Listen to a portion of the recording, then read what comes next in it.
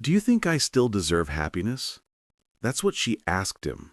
A blind date, a cafe, two broken people who almost never met because she tried to run the moment he saw what she'd been hiding. Prosthetic arms. Both of them. A manufacturing accident that stole everything. Her arms, her fiancé, her belief that anyone could ever love her again.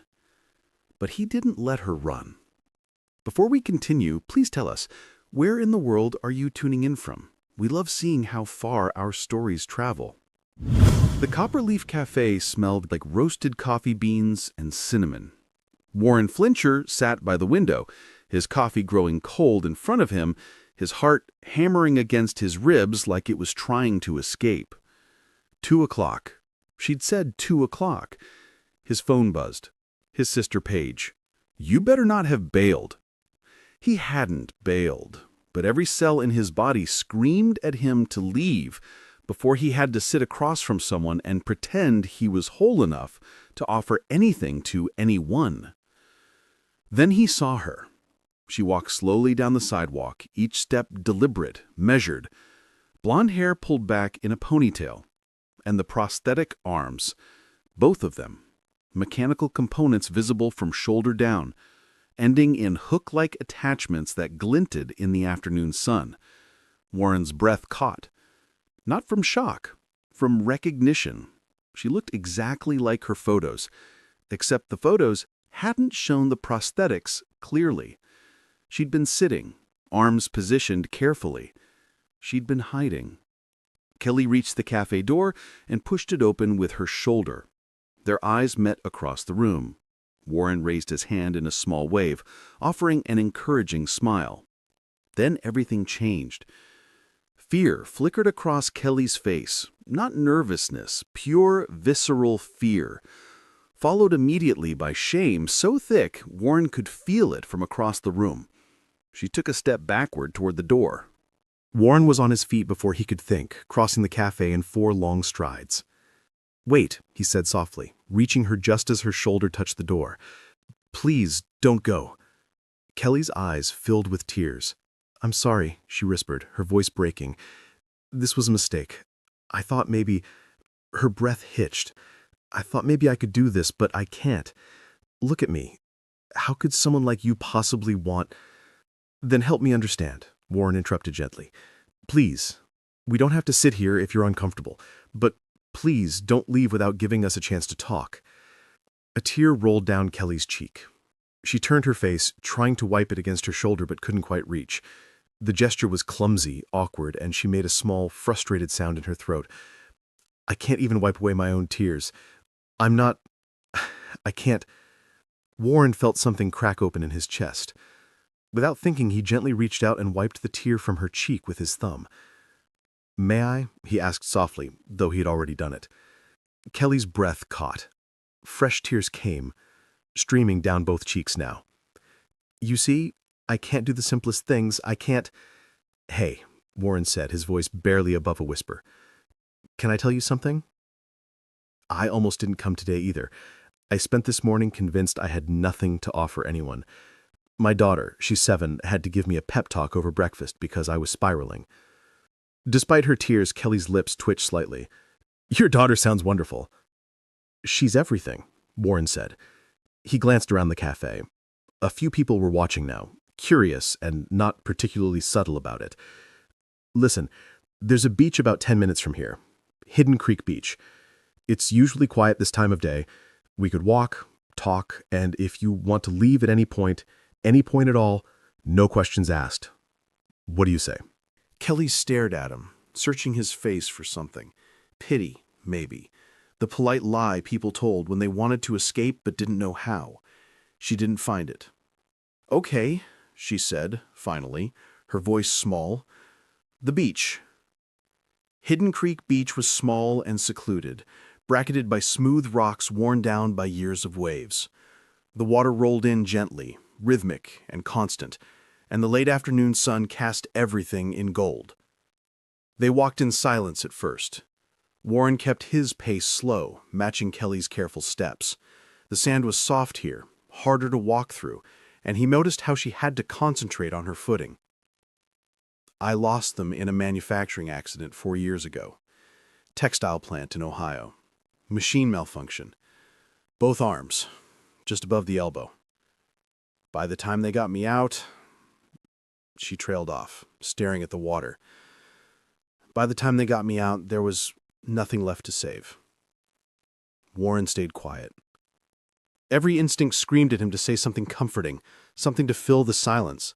But he knew better. She needed to speak. He needed to listen. The prosthetics help with some things. She lifted one of the mechanical arms slightly. I can use them to push doors open, carry bags if they have handles I can hook, stabilize items against my body. But I can't... Her voice cracked. I can't pick things up. Can't button my own clothes. Can't tie my shoes. Can't cook a meal without knocking half of it onto the floor. Can't hold a phone. Can't hug anyone back. She stopped walking and turned to face him, and Warren saw raw pain in her eyes. My fiancé left 6 months after the accident. We'd been together for 3 years, engaged for 8 months. He said he'd fallen in love with someone who could hold him, someone who could do normal things, someone who didn't need help with everything. Her voice dropped to barely a whisper. Someone whole. Warren felt anger rise in his throat, hot and immediate, but he pushed it down. I moved to Ashland 8 months ago to start over, Kelly said. I work remotely as a data analyst, voice-to-text software, adaptive technology, special interfaces. But even that has limitations. I have a home care aide named Patricia, who comes 3 times a week to help me with things like laundry, meal prep, getting dressed in certain clothes that have complicated buttons or zippers. She laughed bitterly. I'm 29 years old and I need help getting dressed. She looked up at Warren and her eyes were so full of shame it physically hurt to see. The moment I saw you in that cafe, looking so whole and normal and handsome, I realized how foolish I was to think someone like you could want someone who needs this much help just to get through a single day. So I'm sorry. I'm sorry I wasted your time. I'm sorry I... Stop, Warren said, the word coming out firmer than he intended. He moved to stand directly in front of her. Can I tell you what I saw when you walked into that cafe? Kelly didn't answer, but she didn't look away either. I saw a woman who was brave enough to show up, even though she was terrified. I saw someone who's been hurt, badly hurt, but who was still willing to try. He paused, feeling his own throat tighten. My wife died 2 years ago, brain aneurysm. One moment she was making breakfast, the next she was on the floor, and I was calling for help that came too late. Kelly's eyes widened. Her name was Colleen, Warren continued, the words coming easier now that he'd started. We'd been married for 8 years. She was funny and kind and so patient with me. Iris, our daughter, was 5 when it happened, too young to fully understand why Mommy wasn't coming home, old enough to feel the loss in every quiet moment. He looked out at the water, seeing Colleen's face in his mind, laughing at something silly Iris had said, her hair falling into her face as she bent down to tie their daughter's shoes. For 2 years, I felt like I'm barely holding it together, Warren said, like I'm failing at everything, at being a dad, at work, at just existing. I had to learn to braid hair, make vegetables look appealing, navigate 7-year-old social dynamics. I had to figure out how to be both parents when I could barely manage being one. His voice grew thick. Iris still asks me why Mommy had to leave, and every single time it breaks something inside me that I don't know how to fix. He turned back to Kelly, and there were tears on his own cheeks now. So when you ask how someone like me could want someone like you, Warren said, I see someone who gets up every morning and faces a world that wasn't built for her. Someone who's learned to adapt, to survive, to keep going, even when it would be easier to give up. That takes more strength than I have on most days. Kelly's tears came harder now. streaming down her face unchecked. She couldn't wipe them away, could only let them fall. Warren pulled a tissue from his pocket and gently dried her cheeks, one side and then the other, careful and tender. "I've got you," he whispered. "It's okay." They stood like that for a long moment, the waves rolling in behind them, the sun beginning its descent toward the horizon. "Would it be okay if I hugged you?" Warren asked. Kelly nodded, not trusting her voice. Warren carefully wrapped his arms around her, mindful of the prosthetics, pulling her close. Kelly's prosthetic arms couldn't return the embrace, but she leaned into him, resting her head against his chest, feeling his heartbeat steady and sure beneath her cheek. "Do you really think," she asked, her voice muffled against his shirt, "that someone like me could still deserve happiness?" Warren pulled back just enough to look at her face. "I think we both do. And maybe we could figure out what that looks like together, one day at a time. No pressure, just possibility." For the first time since arriving at the cafe, Kelly's expression softened into something that resembled hope. "I'd like that," she whispered. Their second date was at Bella Vista, a small Italian restaurant on the edge of town. Warren arrived first and chose a quiet corner table, away from the main crowd. Kelly arrived right on time, wearing a simple blue dress, her prosthetic arms barely visible with the long sleeves. Warren stood as she approached, and the smile she gave him was less guarded than before. "Hi," she said. "Hi yourself," Warren replied, pulling out her chair. The first challenge came when the waiter brought bread and olive oil. Kelly stared at the basket, and Warren saw the micro-expression of frustration cross her face. "May I?" Warren asked quietly, reaching for the bread. "Please," Kelly said, relief in her voice. Warren tore off a piece of bread, dipped it in the oil, and held it near her mouth. Kelly took a bite, and for a moment, they both froze, the intimacy of the gesture suddenly very present between them. "Is this weird?" Kelly asked. "I don't know," Warren said honestly. "Does it feel weird to you?" Kelly considered this. "No," she said finally. "It feels kind, like you're not making a production of it. Then it's not weird. It's just us figuring things out." When their entrees arrived, chicken marsala for her, carbonara for him, Warren noticed Kelly's hesitation. "I usually use a straw for drinks," she said quietly, nodding toward her water glass. It's easier than trying to lift cups. And food," she gestured at her plate with one prosthetic arm. "I have adaptive dishes at home. Plates with high edges so I can scoop food against them, special utensils I can manipulate with my prosthetics, but restaurants are always tricky." "What helps?" Warren asked, simply, his tone matter of fact. Kelly looked surprised by the directness. "Usually, someone cutting things into bite-sized pieces and not making it weird." "I can do that," Warren said. He reached across and began cutting her chicken into smaller pieces, his movements efficient and casual, like he was preparing his own food. "Better?" Kelly's eyes grew bright. Perfect.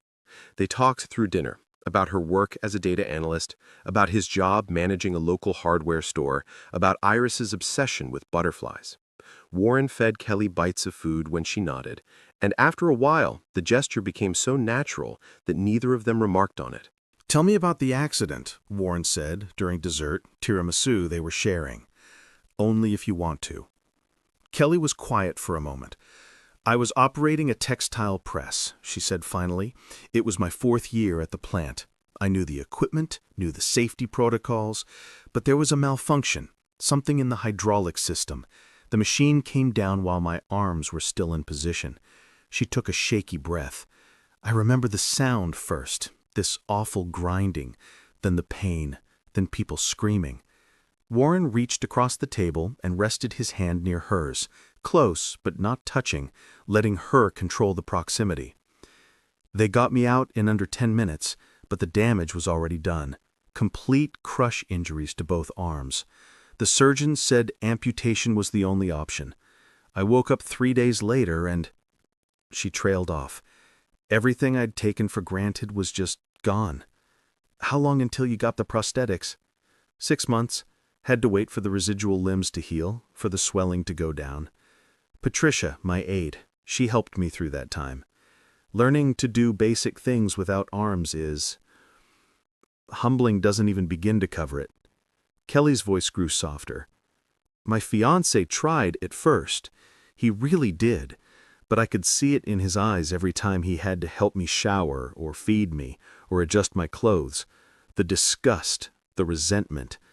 He didn't sign up for this, he said. He had fallen in love with an independent woman, not someone who needed constant care. He was a coward, Warren said quietly. Maybe.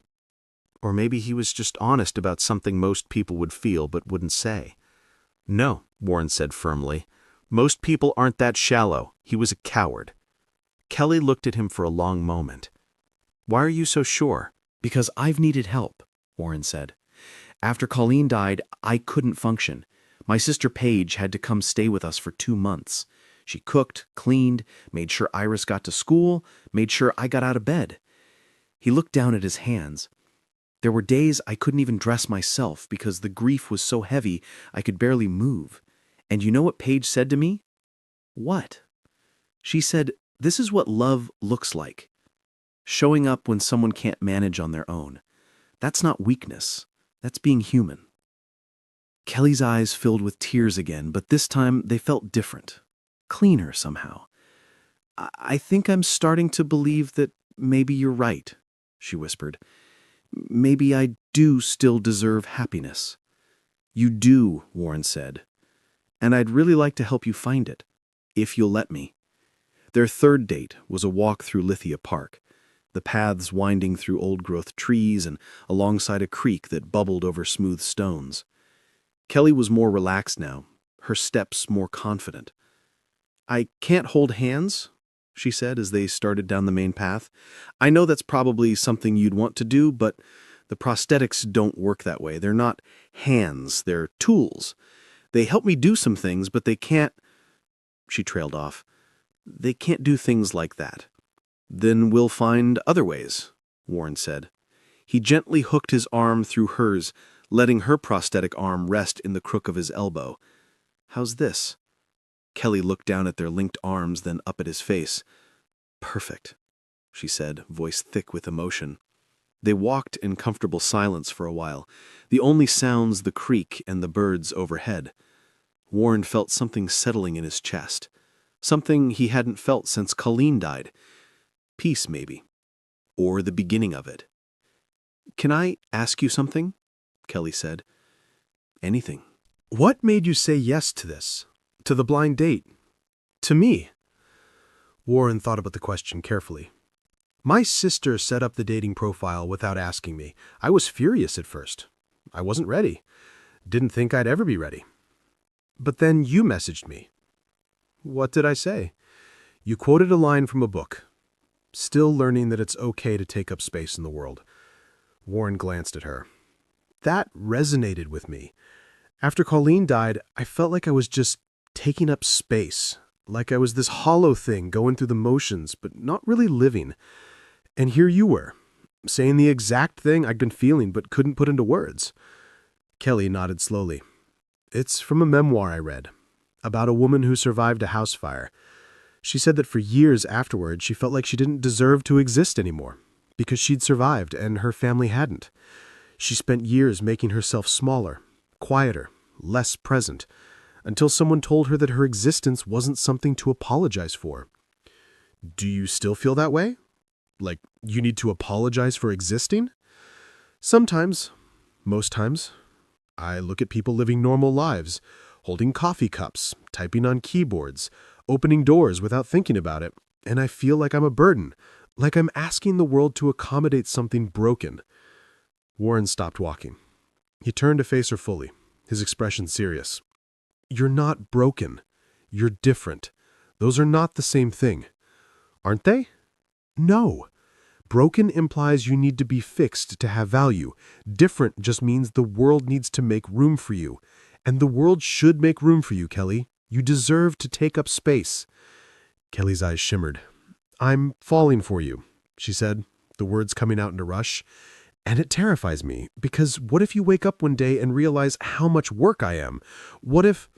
Warren kissed her. It was soft and brief, just a press of lips, but it said everything he didn't have words for yet. When he pulled back, Kelly was staring at him with wide eyes. "I'm falling for you too. And yes, it's terrifying. But you know what's more terrifying? Not taking this chance. Not seeing where this could go."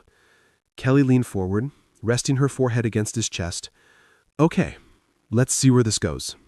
3 months into their relationship, Warren knew it was time for Kelly to meet Iris. He'd talked about Kelly constantly, his daughter rolling her eyes affectionately whenever he mentioned "my friend Kelly," with that particular softness in his voice. "Daddy, when do I get to meet her?" Iris had asked over breakfast one Saturday morning, her brown curls escaping the ponytail he'd attempted. "Soon," Warren had promised. "I just want to make sure the timing is right." "The timing's been right for like forever," Iris said, with the blunt wisdom of a 7-year-old. "You're just scared I won't like her, but I already know I will, because you smile when you talk about her. The real smile, not the pretend one you use for Mrs. Ruth when she asks how you're doing."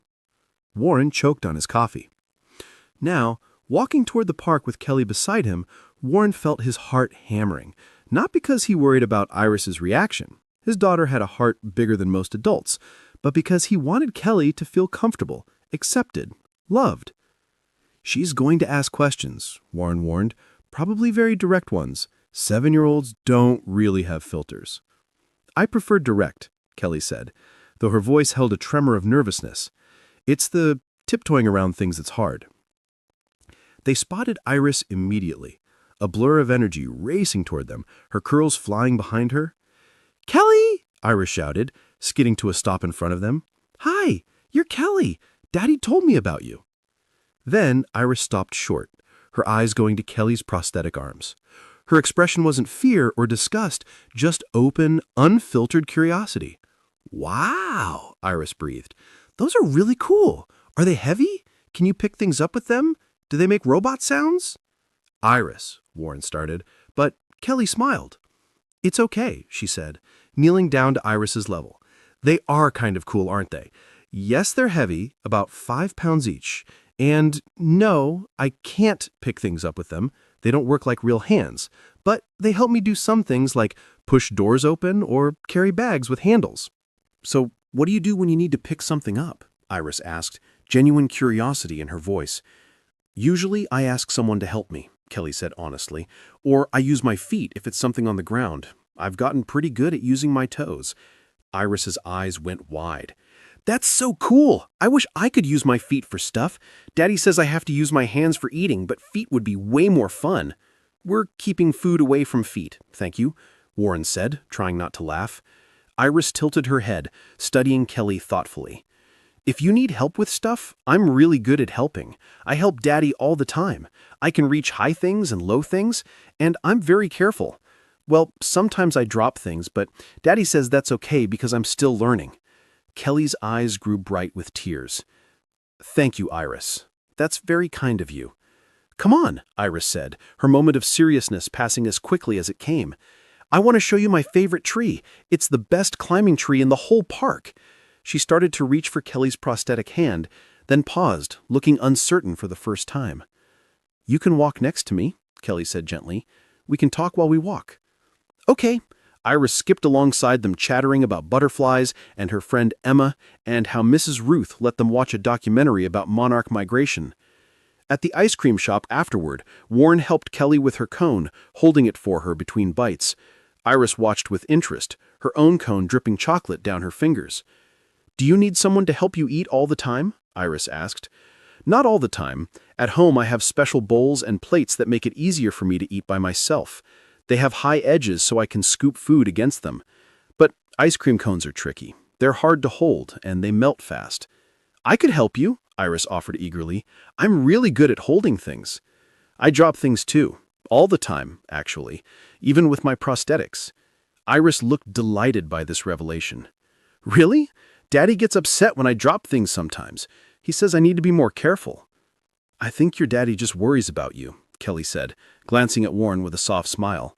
"That's what people do when they love you." Later, as they walked back to Warren's car, Iris slipped her small hand into Kelly's prosthetic hand, letting it rest against the cool metal. "I like you," Iris announced. "You're nice and you don't talk to me like I'm a baby, and you smell like vanilla. Can you come over for dinner sometime?" Kelly looked at Warren, her eyes asking permission. "I think that sounds perfect," Warren said. As he drove Kelly home that evening, after Iris went back to Mrs. Ruth, she was quiet, staring out the window. "You okay?" Warren asked. "Your daughter is amazing," Kelly said. "She didn't treat me like I was broken or scary. She was just curious and accepting and so kind." "She gets that from her mother," Warren said quietly. "Colleen had this way of making everyone feel seen, accepted. Iris inherited that." Kelly came for dinner the following Friday. Warren had spent all day cooking. Well, trying to cook, with Iris as his assistant chef. "Daddy, you're burning the garlic," Iris pointed out. "I see that, thank you," Warren said, frantically stirring. When Kelly arrived, Iris opened the door proudly. "We made spaghetti. Well, Daddy made it, and I helped by not touching the stove." Kelly laughed, a real, genuine laugh that made Warren's heart skip. Dinner was chaotic in the best way. Iris told elaborate stories about her day, demonstrating with wild hand gestures that nearly knocked over her milk twice. Warren helped Kelly with her food, and Iris helped too, carefully cutting Kelly's garlic bread into smaller pieces without being asked. After dinner, they settled in the living room. Iris brought out her collection of butterfly books, spreading them across the coffee table. "This is my favorite," Iris pointed to a picture of a monarch. "They fly all the way to Mexico every year, thousands of miles. Mrs. Ruth says it's one of nature's greatest mysteries, how they know where to go. They navigate by the sun, and by sensing the Earth's magnetic field. It's like they have a built-in compass." Iris's eyes went wide. "Really? That's so cool. How do you know that?" "I read a lot," Kelly admitted. "It's one of the things I can still do easily. My e-reader has voice commands and a stylus I can use with my mouth to turn pages. Can I see?" Kelly pulled out her phone, demonstrating how she navigated using voice commands and the adaptive stylus. Iris was fascinated, asking question after question. Warren watched them together, his daughter so naturally accepting, so genuinely interested, and Kelly relaxing more with every minute, her guard lowering. Later, after Iris had gone to bed, Warren and Kelly sat on the couch, close but not quite touching. "She's wonderful," Kelly said softly. "You've done an incredible job with her." "Most days I feel like I'm failing," Warren admitted, "like I'm not enough for her." "You are," Kelly said firmly. "She's happy, curious, kind, confident. Those things come from feeling loved and safe. You've given her that." Warren turned to look at Kelly, and the words came before he could stop them. "I'm in love with you." Kelly's breath caught. "Warren?" "You don't have to say it back," Warren said quickly. "I just needed you to know. I love you. I love how you're honest about your limitations, but don't let them define you. I love how patient you are with Iris's questions. I love that you let me help you without making it feel like a burden. I love—" Kelly leaned forward and kissed him, cutting off his words. When she pulled back, she was crying. "I love you too," she whispered.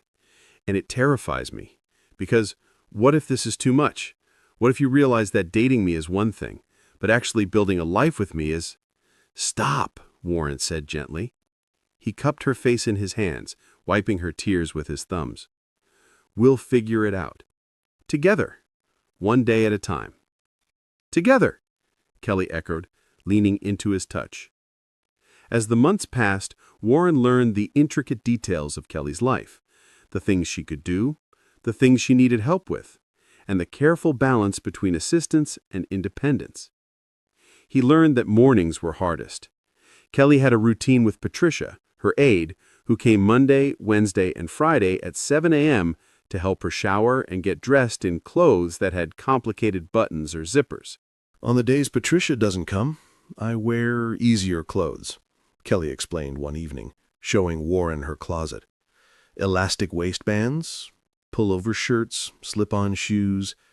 I've adapted my wardrobe to what I can manage. Warren learned about her apartment, too. Carefully organized with everything in specific places. Lower cabinets for food she could reach by hooking her prosthetics through handles, voice-activated lights and temperature controls, a special stand for her phone that let her see the screen while using the mouth stylus. "I've learned to do a lot," Kelly told him during one of his visits. "Open my refrigerator by hooking my arm through the handle, use voice commands from my computer, turn doorknobs by using my prosthetics together like pliers. But there are things that are just impossible without help." "Like what?" Warren asked. Kelly hesitated. "Cutting my nails, fixing my hair beyond a simple ponytail, opening jars, carrying anything that doesn't have a handle, picking up things I drop, buttoning pants, zipping zippers, putting on a bra." Her voice grew softer. "Wiping my own tears." Warren pulled her close. "Then I'll be here for those things, as much as you'll let me." "Don't you ever feel burdened?" Kelly asked against his chest. "No," Warren said simply. "I feel grateful. Grateful you trust me enough to let me in. Grateful you're patient with me when I don't know the best way to help. Grateful you're in my life at all." One evening, about 4 months into their relationship, Warren arrived at Kelly's apartment to find her in tears. Pasta sauce splattered across her kitchen floor. "I can't even make a simple dinner. I'm so tired of being useless." Warren grabbed paper towels and started cleaning without comment. When the floor was clean, he stood and looked at Kelly. Really looked at her. "You're not useless," he said firmly. "You're human. And humans, all humans, need help sometimes. I need help. Iris needs help. Everyone needs help." He paused. "How about we order takeout tonight? And maybe tomorrow, you could teach me what helps you in the kitchen. So when we cook together, I know the best way to be your hands." Kelly stared at him, and slowly her expression shifted. "You really want to cook with me? Even though it means doing most of the work yourself?" "I want to do things with you," Warren corrected. "That's different than doing things for you. You tell me what you want to make, guide me through it, and I'll be your hands. We're a team." That night, they ordered Chinese food, and Kelly directed Warren through organizing her kitchen in ways that would make future cooking easier. Lower shelves for frequently used items, a special cutting board with raised edges and suction cups on the bottom to keep it stable, measuring cups with large handles Kelly could hook with her prosthetics. "Tomorrow," Kelly said, "I want to make lasagna. Will you help me?" "Absolutely," Warren said. The next evening, they made lasagna together.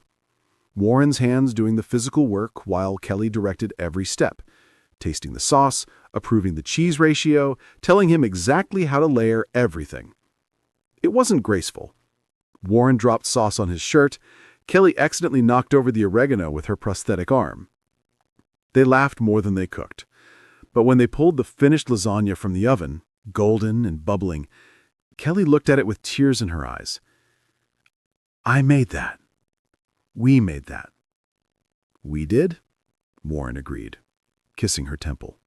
5 months after their first date, Warren, Kelly, and Iris were having dinner at Warren's house. Spaghetti again, because Iris had declared it her favorite. When Iris made an announcement. "I've been thinking very carefully," Iris said, setting down her fork with the seriousness of a judge delivering a verdict. "And I made a list." "A list?" Warren asked, confused. Iris pulled out a piece of paper from her pocket, slightly crumpled, but clearly well prepared. "A list of reasons why Kelly should move in with us." Warren nearly choked on his water. Kelly's eyes went wide. "Would you like to hear it?" Iris asked. Warren managed. "Sure." Iris cleared her throat dramatically. "Reason 1. Kelly makes Daddy smile the real smile, and I like when Daddy is happy. Reason 2. Kelly tells really good stories, and she doesn't mind when I ask lots of questions. Reason 3. When Kelly is here, Daddy is calmer and doesn't worry as much about everything. Reason 4. I like helping Kelly with things, and Mrs. Ruth says helping people we love is important. Reason 5. I love Kelly and want her to be part of our family. The three of us, together. Both adults were crying by the time Iris finished. Iris, Kelly said, her voice thick with emotion. That's the most beautiful thing anyone's ever said to me. Does that mean you'll think about it? Iris asked hopefully, looking between them. Warren took a deep breath. His heart was pounding, but everything suddenly felt clear. He turned to Kelly. She's right, he said. About all of it. I love you, Kelly. And I know being together full-time means adapting. It means figuring out routines with Patricia. It means I'll help you with morning showers and evening routines and all the things in between. It means making our home accessible for you. But what we have is real. If you're ready, move in with us. Be part of this family. Let us be part of yours. Kelly looked between them, Warren with his earnest expression, Iris with her hopeful eyes, and thought about the woman who'd tried to run from the cafe months ago. That woman had been so convinced she didn't deserve love, so sure that her limitations made her unlovable, so certain that asking for help was the same as being a burden. But this man had shown her something different. He'd shown her that love wasn't about being perfect or independent. It was about being honest, about letting someone see you fully, limitations and all, and choosing each other anyway.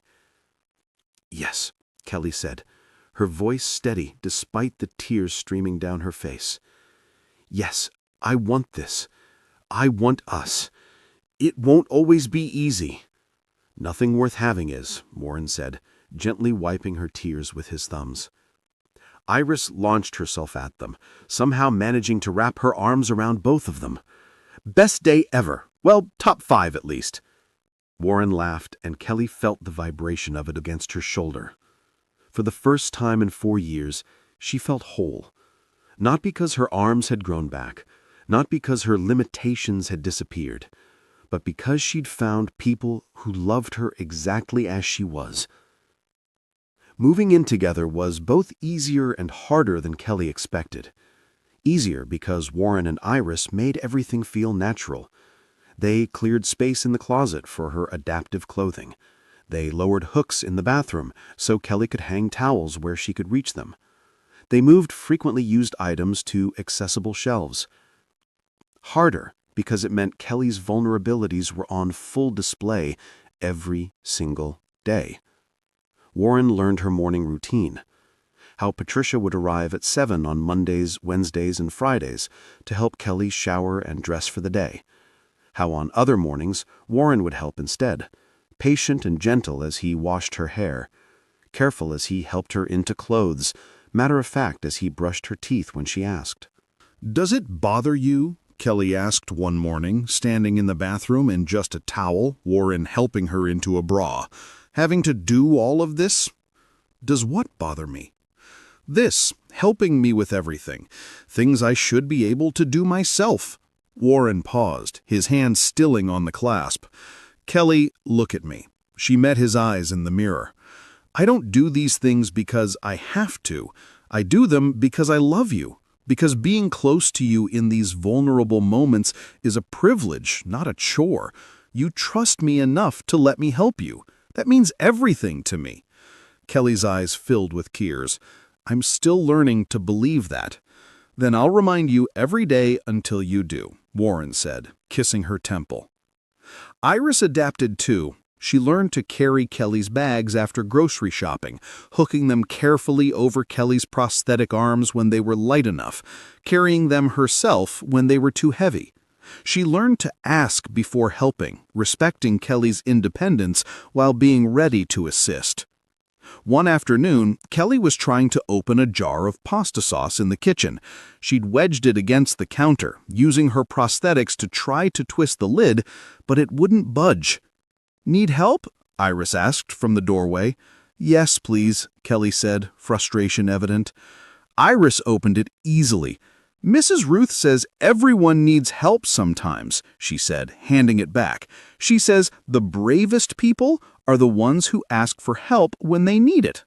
Your teacher is very wise, Kelly said softly.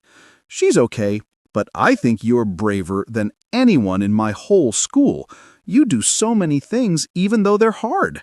That's really, really brave. Kelly had to excuse herself to cry in the bathroom after that. 6 months after Kelly moved in, they returned to Hidden Creek Beach, the place where their story really began. It was a warm Sunday afternoon. Iris ran ahead, her curls flying, searching for shells along the shoreline. Warren and Kelly walked slowly, his arm linked through hers, comfortable in the silence. "Do you remember what you asked me that first day we came here?" Warren asked. Kelly smiled. "I asked if you thought I still deserved happiness. And was I right?" Kelly watched Iris ahead of them, her daughter now in all but paperwork, spinning in circles with pure joy. She thought about their life together, the adapted routines, the morning rituals, Warren's patient hands helping her with everything from buttons to tears. She thought about the hard days, when her frustration boiled over, when she hated her limitations with a fire that scared her. And she thought about Warren sitting with her through those moments, never trying to fix her or minimize her feelings, just being present. She thought about Iris carrying bags, about Patricia's knowing smiles when she arrived to find Warren already helping Kelly, about the way their home had become a place where Kelly's needs weren't an imposition, but just part of the rhythm of their lives. "You were right," Kelly said, her voice strong and sure. "I deserve happiness. We all do. And I found mine with you." Warren stopped walking and turned to face her. "I have something for you," he said, reaching into his pocket. Kelly's heart skipped. "Warren." "It's not what you think," he said quickly, pulling out a small velvet box. "Well, it is, but also it's not." He opened it to reveal a simple silver necklace with a small pendant, a butterfly with intricate, delicate wings. "I'm not proposing. Not yet. Because when I do that, I want it to be perfect, and I want you to have had enough time to be absolutely sure this is what you want. But I wanted you to have this, a promise, that I'm here, that I choose you, every single day." Kelly's tears came, and Warren gently wiped them away. "May I put it on you?" he asked. Kelly turned so he could fasten the clasp at the back of her neck. When she turned back around, she could see the pendant resting just above her heart. "It's perfect," she whispered. Iris appeared beside them, breathless and glowing. "Are you guys being mushy again?" she asked, but her smile was warm. "Here, Kelly, I collected shells for you. They're for your shelf." Kelly knelt down. "Will you put them in my pocket for me?" "Of course." Iris carefully deposited the shells, then looked up at both of them. "I love our family." "We love our family too," Warren said, and Kelly felt herself pulled into a group hug. Iris's small arms, Warren's strong ones, and her own prosthetics that couldn't hold them back, but didn't need to, because she was held. As they stood there where it all began, Kelly thought about the question that had started everything. Do you think I still deserve happiness? The answer wasn't just yes. The answer was this moment, this family, this love that grew from honesty and the courage to believe that everyone deserves happiness exactly as they are. Not despite their limitations, not once they're fixed, but right now, in this moment, as they are. It was about choosing each other every single day. In the small moments of help freely given and gracefully received, in adaptation and accommodation that came from love, not obligation, in seeing each other fully, scars, struggles, and all, and loving what they saw. It was about Iris learning that helping people wasn't a burden, but a privilege. About Warren discovering that he was strong enough to be needed. About Kelly understanding that needing help didn't make her weak, it made her human. They chose each other. They chose this life, and that choice made all the difference. If this story touched you, if it reminded you that we all deserve love and happiness exactly as we are, with all our struggles, all our needs, all the ways we're different, then share it with someone who needs to hear it. Like this video, leave a comment telling me what part resonated with you, and subscribe for more stories that remind us what it means to be beautifully, imperfectly human. Because sometimes the bravest thing we can do is let someone love us, not despite who we are, but because of it. Thank you for being here. Thank you for staying until the end. And remember, you deserve happiness too.